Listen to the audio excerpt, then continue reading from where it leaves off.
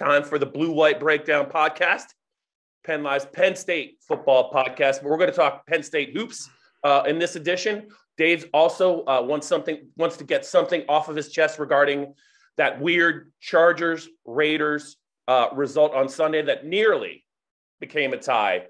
But Dave said it was never going to happen. You got to check out his column about it on PennLive. We're going to talk about that too, Dave. But we do have a little bit of Penn State news to discuss. One thing involving potentially Penn State's opening game at Purdue, it was September 3rd. There's now some reports circulating that it could be moved to a Thursday night game, but that would be September 1st. So that's kind of interesting. I think you and I were at a Thursday night game when Penn State in 2018, they played at Illinois. That was in early September, but I guess there's talks that they might open the season. Penn State at Purdue, very interesting game. It could be Thursday night. What do you think? I've done a few of those season opening games. You remember the Kickoff Classic, right? Oh yeah, yeah. I love the old Kickoff Classic games. The old Kickoff Classic at the Meadowlands was pretty cool. It was. Yeah. And you never really knew what the hell was going to happen because everyone's predictions are BS until you see a few guys play, especially until you see the kids play. And there can be freshmen or sophomores who haven't played who can really be surprises. So I remember. I mean, the first game that I ever did on the Penn State beat as a beat guy, as the lead beat guy with Ronnie, was 30 years ago against the defending national champion Georgia Tech Yellow Jackets at the Meadowlands. Do you even remember that game? Was that the Georgia Tech team that wiped out Nebraska to win the national championship? Yeah, Didn't they destroy them in the Citrus Bowl? In the Citrus Bowl, yeah. Come on. But not the Joe Hamilton team that Bill O'Brien helped coach later. That was a few years later. But it's always kind of an interesting thing when the season begins in a night game. Some of those kickoff classics were afternoon games. I remember going to one. Yeah. Who was it? I mean, didn't you cover a 34-5 game? The USC game, right? Yeah. The Curtis Enos game, and then it was 29-5. Oh, 29-5. When Paul Hackett's team chopped them up. I think that was the 2000. Yeah, that sounds funny, right? Paul Hackett coaching USC and beat them up in 2000. I think it was the first year Rashard Casey was the quarterback. So that was kind of ugly. I can't get all that excited about a Big Ten game, but Purdue is a really interesting team. Yes. No matter when you play them, and that's going to be a tough game for Penn State because Jeff Brom's kind of got it going. I mean, they won 9 games this year. Yep. They were an interesting team all the way through the season. Upset Michigan State, gave Michigan State their first loss. Whipped Iowa in Iowa City. Yeah, and really, really whooped up Iowa. Whooped them. They beat them up physically. It's funny to say that they would beat them physically, but they kind of did because they don't really run the ball that well. Anyway, an interesting team, so that won't be an easy. Yeah. Purdue. Not all that long ago, Purdue was a pretty soft touch. And since Jeff Brom showed up about 5 years ago, not so at all. Yeah, I'm excited, and I think a lot of people are excited about the game, Dave, on Thursday night. It is, I think it's the first ever matchup of 35-year-old starting quarterbacks, too, in college football history. So yeah, we'll see. Sean we'll Clifford see, and Aiden O'Connell, right? Is that his name? We will see. Yeah, Aiden O'Connell was a walk-on. Yeah. He really came out of nowhere. Kind of had to pry the job away from Jack Plummer, their other quarterback. Are you absolutely saying that Sean Clifford is going to be the starter? The first, you're just predicting that? I am not saying that. I do think the way that they've handled the quarterbacks in the past, it's going to be real hard. It's going to be real hard to beat him out early in the season, Dave, just because of the way you're going to know all you need to know how they work these quarterbacks in spring. I mean, I don't think Sean Clifford needs to do a lot this spring, but you got 3 young quarterbacks who have obvious physical gifts, I mean, just let him out there. Let him run around. Turn him loose. See what you have. And then you have a better idea going into August, maybe what the talent gap looks like in year one, if there is one. Yeah, I think maybe there shouldn't be certainly a limit on reps in practice during the summer. I mean, everyone should be able to get a fair shake at this job, I think. From what you've seen of Drew, have you seen Drew Aller in person? I can't remember. I have not. I mean, there were some highlights. I saw a little bit of his. He was in a bowl, All-American Bowl, I think, over the weekend. The kid's a giant. He's every bit of 6'5", 230. He's got a rocket for an arm, but, you know, Penn State's been down this road before with a rocket-armed 5-star quarterback that they just have. So I think you're going to need to see a little bit more of him. A lot of people like Bo Prabula too. Christian Veilleux is not. I wouldn't dismiss him. Although Yurcich has some weird. He was very curt in his answer about how he was looking in the bowl practices leading up to the Outback Bowl. He said like one sentence about him, and then he just gushed with praise about Prabula and Aller. I don't know what that means. All I know is I just think that Sean, he's coming back, and it's a challenging early schedule. And if they're going to work him, they should work him in August. But I really think they got to evaluate these young guys, and they have to have a pecking order, I think, going into the season, just because Sean's probably going to get hurt if he is the guy. The way that he plays, he takes a pounding. They're going to need more than one quarterback, I believe. The elephant in the room is that most Penn State fans, I would guess, think they want to see one of the younger quarterbacks. Correct. Would you agree with that? Feedback I've got. Absolutely true. And I don't know of a nice way to say this because I don't want to pile on a college kid, but Sean Clifford is going to be 24 in July. And I think maybe it's time. You know, my argument is that we know who he is. Yeah, you're probably not going to see a lot of improvement at this point for NFL scouts.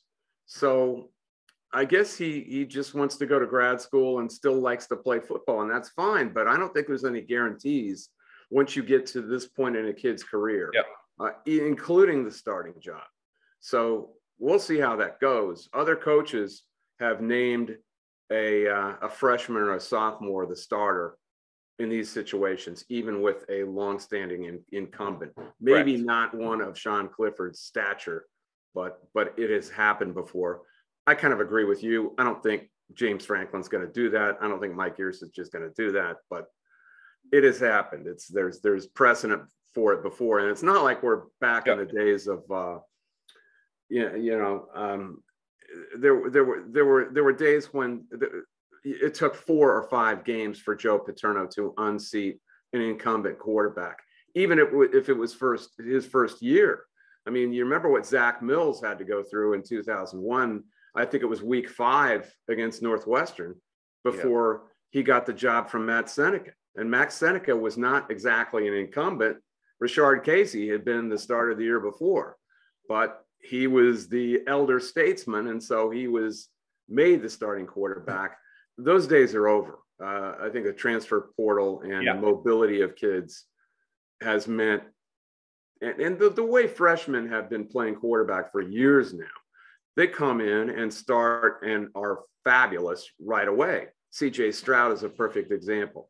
I think the days of all that going on are over, and I think if you get a prospect like either Prabula or Aller, and you think they're the best guy to help you win, put him in, man. Put him in. Yep. I'm with you. Hey, Dave, before we get to the national championship game, I just wanted to get your thoughts on LaVar Arrington. You actually covered him. You were on the beat with Ronnie Christ. Just a spectacular athlete, 98 and 99, especially 99. Memorable player. One of the all-time favorites, fan favorites, LaVar Arrington, elected to the College Football Hall of Fame. I think the 2022 class, obviously. Just your thoughts on him. What was he like? How much did you enjoy covering? A blast. A blast to cover him because he could not be controlled in any way. Not verbally, not physically. Sometimes early in his career as a freshman, and you remember when Micah Parsons just started playing? Yeah. He was still thinking out there and you could see it. I remember somebody coming up to me in a hotel. I can't remember where we were, and asking, "Oh, what about this Micah Parsons?" I just said, "Wait a while. He's just figuring it out. Once he figures it out, he's going to be flying around the field." And that's the way it was with LaVar. His first year, he wouldn't stay in lanes. I mean, he just freelanced all over the place, and Paterno got pissed off. And he put Aaron Gatton as first team linebacker. I sometimes joke with LaVar now, even on the phone, if I call him. I said, "Well, you know Aaron Gatton." He probably gets a kick out of that. Oh, he always laughs. It never fails to get a laugh out of him. And you know, those days are over too. I mean, you're not going to do that to a kid with that kind of talent now, but that was Paterno back then, and he eased him in. He really did. But I mean, you couldn't keep him off the field. You couldn't keep him off the field, and you couldn't keep him from saying whatever he wanted. And I remember Joe Hermit taking a photo of them on the sideline. I don't know, I guess it was about 15 years ago, probably about 2008, and LaVar came back. Oh yeah, I think I remember this. Remember that? Do you remember that? Yeah, and LaVar's got his dreads tied up in the back. And Joe's got his hand on him like he's grinning, but he's got it going like this, and LaVar's just laughing because that was the stance. I mean, he was their modern day Matt Millen, the guy who just could not be controlled, and he was gonna do what he was gonna do. But it was a blast covering him. It still is. It's still a blast to talk to him. One of those guys like Millen that you never have a bad time talking to. Right. I just wanted to ask you this too, because I watched most of the Penn State games when you were during that time.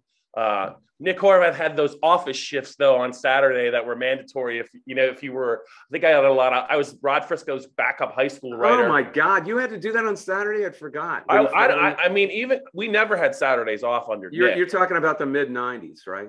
Yeah, mid '90s all the way up. It went on for a while, but it was his way of saying, look, no one's bigger. That you're all if you're able and you're going to work, just like on Friday nights you were in there.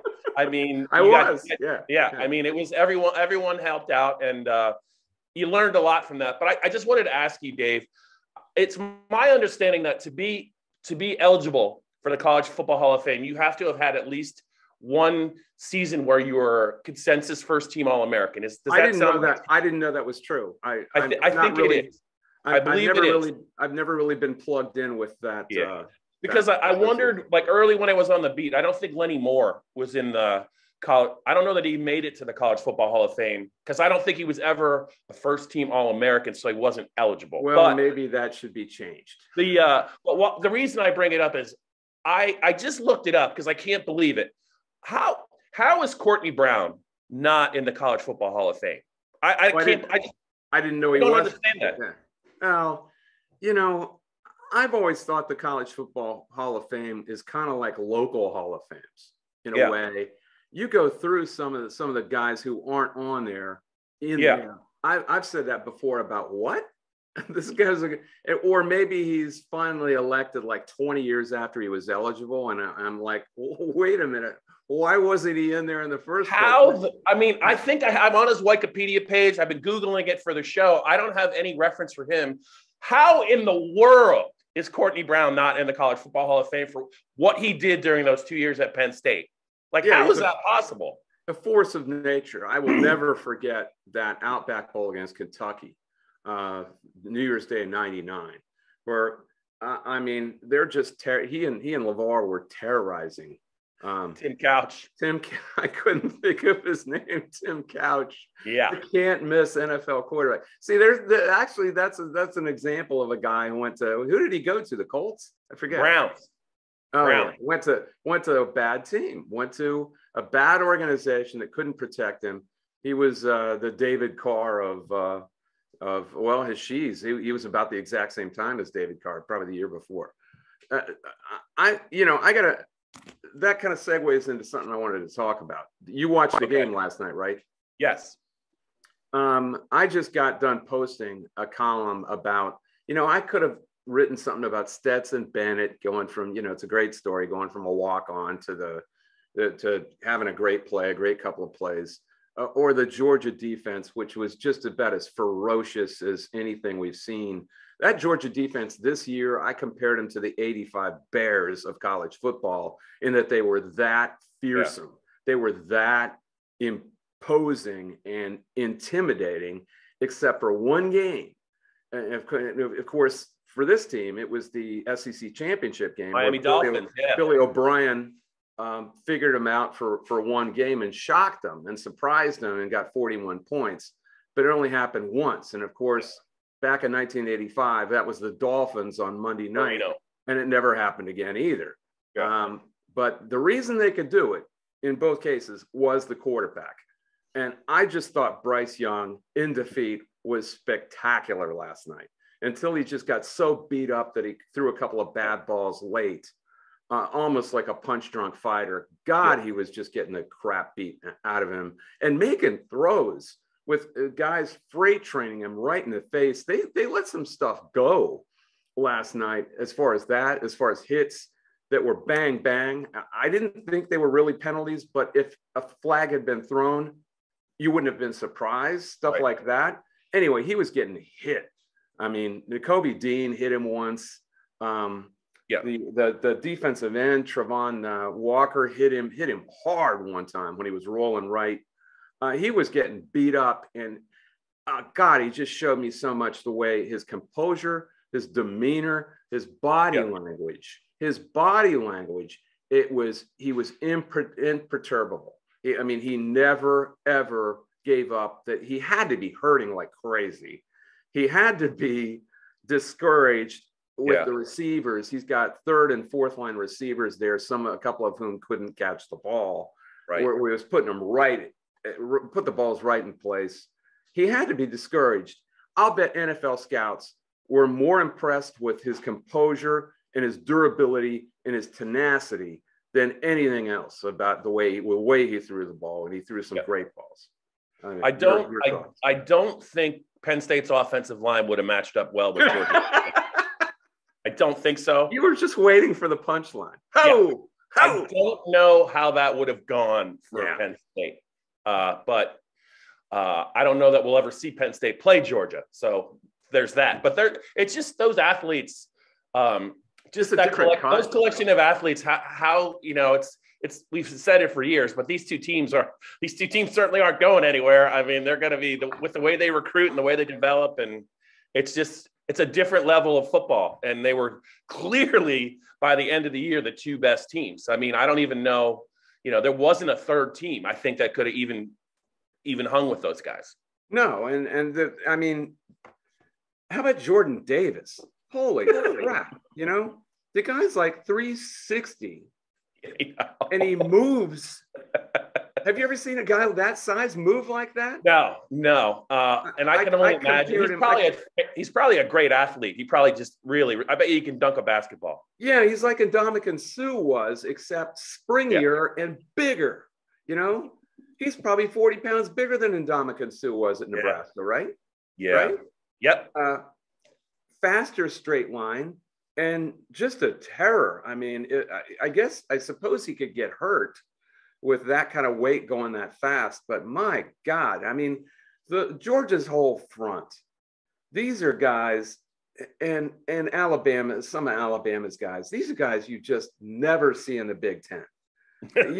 Do you? Do we ever see anything? There's a rare Michigan or Ohio State athlete, maybe, but they don't have like 13 of them on their team. Well, we think George Karlaftis from Purdue as a stick-out player, or Aiden Hutchinson from Michigan.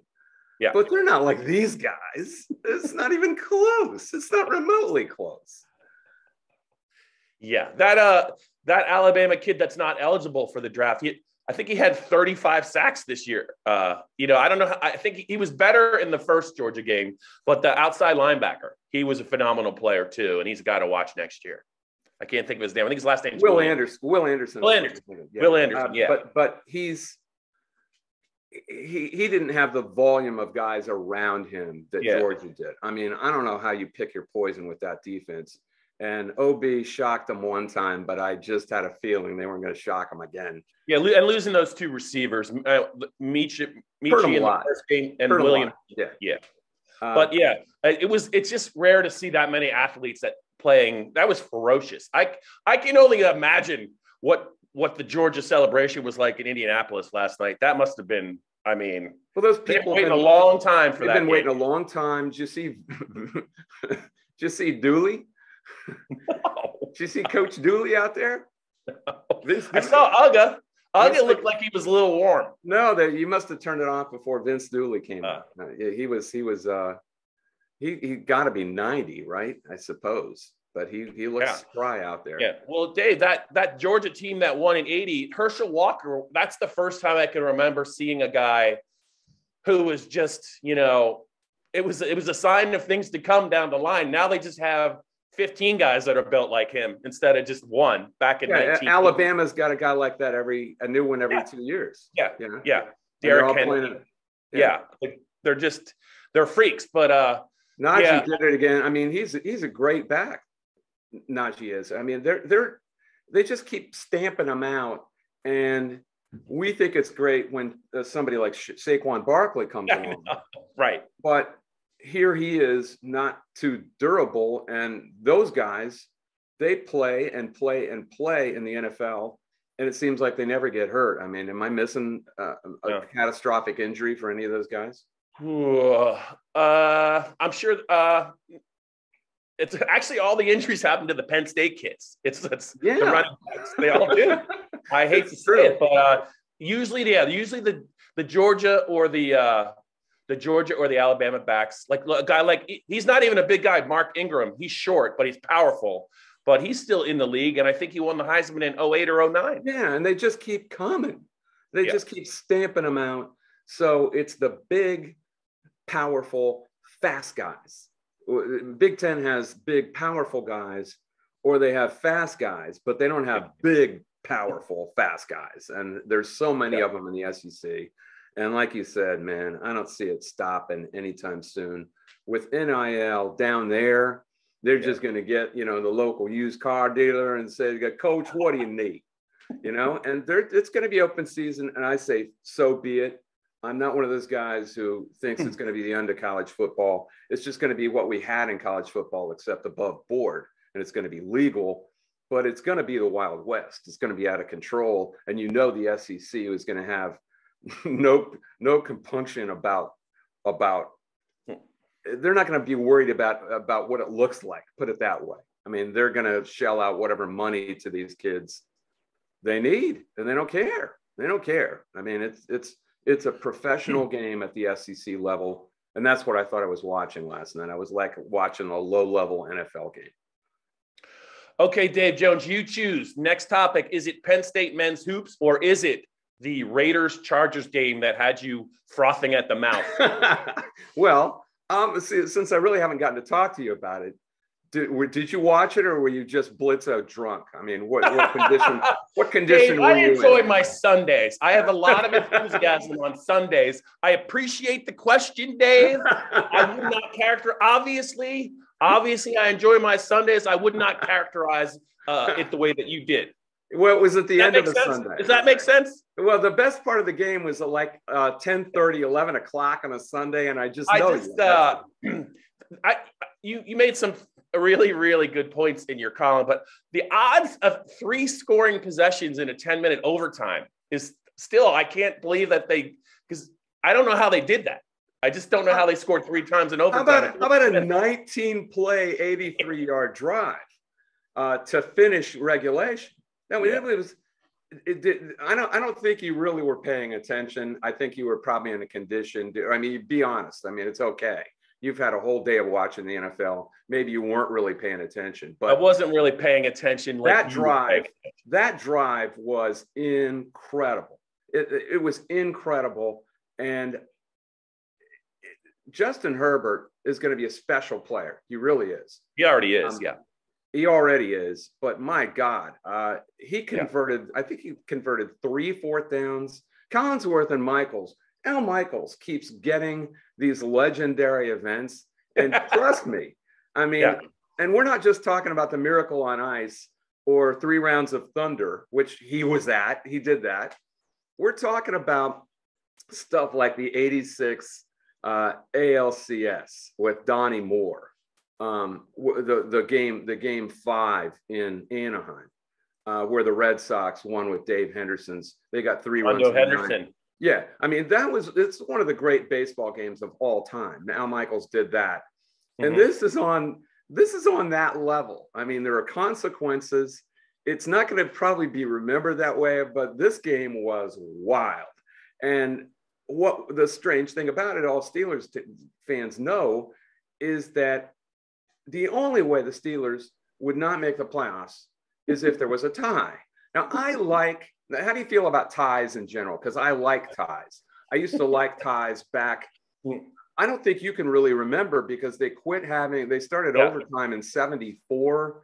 You were just a little boy then, right? Sometimes you deserve a tie. That's what you deserve. I mean, you can't just say we're going to play till there's a winner. Or, I mean, if they hadn't gone to the 2-point conversions, Penn State and Illinois would still be out there playing. Yeah, I think ties are illustrative of who coaches are too. Yeah. What could you say about, I know you're too young for this, but the Michigan State Notre Dame game in 1966, it was 10-10, and it showed for the great coach that Eric Parsegian was, it showed who he was. He was okay with that.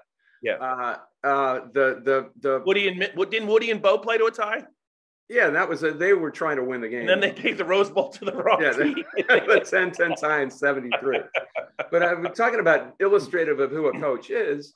I think the 83 de facto national title game between Miami and Nebraska showed who Tom Osborne was. Yeah. He went for the 2 when he didn't have to.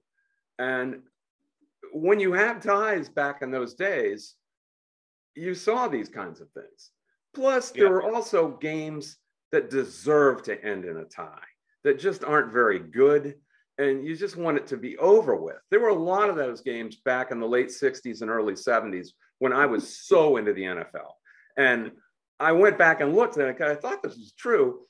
We've kind of decided that ties are unmasculine. They're effeminate, and no one should like having a tie, which is total BS. Just strong stance, Dave. Strong stance. That's American culture right now. You have to have a winner. Well, you don't have to have a winner. One of the most masculine coach in the history of the NFL was who? Vince Lombardi, probably. They had 2 ties the year that he coached the Redskins before he died of cancer in 1969. There were years where teams had 3 ties. My brother-in-law coached on a Michigan team that almost had 4 ties. Yeah. The undefeated 1993 Michigan Wolverines very, very, very, very nearly finished the season 8-0-4. They did finish at 9-0-3. I think it was 92. We were at the Blockbuster. Didn't McPherson at Syracuse famously play to a tie against like Pat Dye in a big time bowl game, and he didn't really try and win it? Do you remember that? Syracuse Auburn? I think. Do you remember that game? No. I think Syracuse was undefeated, and they settled for. I'll have to look it up, but I think he played for a tie rather than try. One of them did. I remember that though. Well, it shows who guys are. Yeah. But we've gotten to a point where American culture just is not going to permit it. And you're considered a pussy if you accept the tie at the end. Here were 2 teams. All they had to do was tie the game, and they both get in. And they would not do it. For one reason or another, they just wouldn't do it. The Chargers coach, it was an interesting guy, a Cleveland guy who was a quarterback for the Dayton Flyers in college, and is he still the youngest coach in pro football at 39? I don't know if he is like 33. He's real young. He's 39. He's older than I thought. Yeah. I thought he was like 34. McVay might be younger than him. Okay, he looks like he's 24. He does, but he's analytics heavy, you would say, right? I mean, he's very into that. They go for it a lot on the minus side of the field on 4th down. Well, this game's ready to end.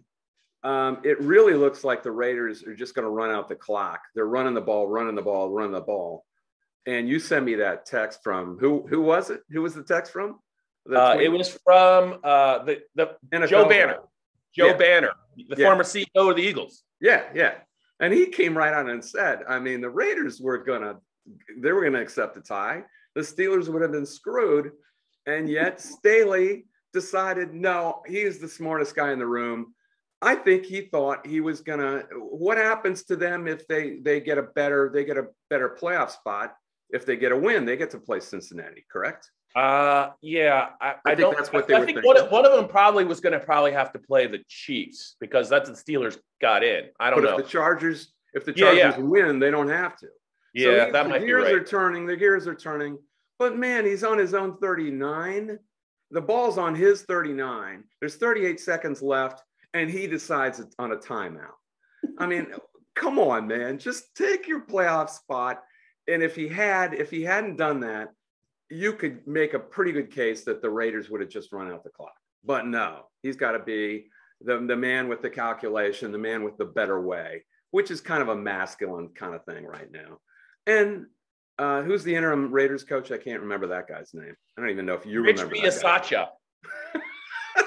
Is that how you say it? Is that how you say it? Okay. Yeah. Okay. You know, he looks like Mr. Macho Man. He's got the graying goatee and all that. And Gruden probably would have hired a guy like that. I don't know anything about him. But you could just see, and Derek Carr admitted to Michelle Tafoya after the game, was the strategy changed when Staley called timeout? And he goes, yeah, we did. So if he doesn't call that timeout, they don't try to kick the field goal. I mean, they did run for 10 yards right after that, and they're in position for a 47-yard field goal by Daniel Carlson, who's one of the best kickers in the league, hasn't missed a kick in that new SoFi Stadium all year. And it was like a chip shot for him. So you could make the argument that if Staley doesn't call that timeout, both of them get in the playoffs. And so you have the smartest guy in the room on one side, and you have the indignant guy on the other side, which are both kind of macho traits. And neither one of them really wanted a tie. They just needed an excuse. Give me an excuse to not take a tie, and I won't do it, even though it's beneficial to both of us. I just think it was illustrative of what this country's about right now. Dave, let me see if I have it straight so far on the Blue White Breakdown podcast. We talked about LaVar Arrington in the College Football Hall of Fame, talked about Georgia beating Alabama. We talked about Penn State possibly playing their season opening game at Purdue now on a Thursday night. But I think the headline for this edition of the Blue White Breakdown podcast is ties are for pussies. That's what I'm going with. That's how you feel. You're not shying away from it. I think it'll be a great clickbait headline. I might get fired, but I don't know. I'm thinking about doing it. I'm thinking about doing it. I like ties, and you know what else? I like soccer. I like soccer too. Yeah. All right, we got like 2 minutes left, man. We're running over. Do you want to talk Penn State men's hoops or not? Can you be brief? By the time this gets up, we will have known if they beat Rutgers, which is tonight. So I just want to say that I think Micah Shrewsbury is doing a really good job with not much. And they've got a kid from Siena named Jalen Pickett, who reminds you of Earl Monroe. Now, if I had been there, I got to watch it with COVID right now with Omicron because I'm diabetic. So I haven't been to a lot of, since my last Penn State road trip, I haven't been to anything. I just have to watch it right now. But I would love to go over there and talk to Jalen Pickett. I mean, name a guy from the past who would just get a guy. He pounds. He dribbles too much, but he knows what he's doing. He knows what he wants to do. And he dribbles, gets a guy on a hip. And then he does that swivel thing. Remember Earl Monroe who would do that? You know, he does this swivel thing back and forth with dribbles, and then it has the fadeaway. I mean, it's like the old man game at a guy you think would have a knee brace at the YMCA. That's the way he plays, and I love it. So we need to get you up there. We need to get you up there for a game if it's possible. Yeah, as soon as we can. All right, that's it then, right? And anything else you want to vent about? Are we good? I'm going to take Kaiser out and run him around again. He can, what is it, 19 frolic. Degrees there? I don't know what it is here. Does he frolic? He looks like a dog that might frolic.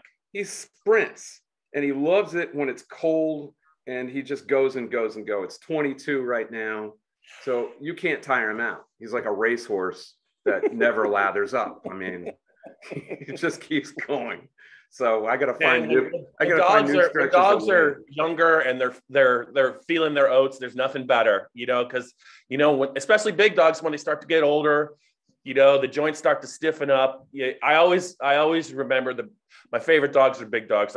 When they're young, and like you said, you can't tire them out, and they have the biggest smile on their faces. They just really just enjoy it. He would probably take you on a 50-mile jaunt if he could, but he would. That must be neat for you.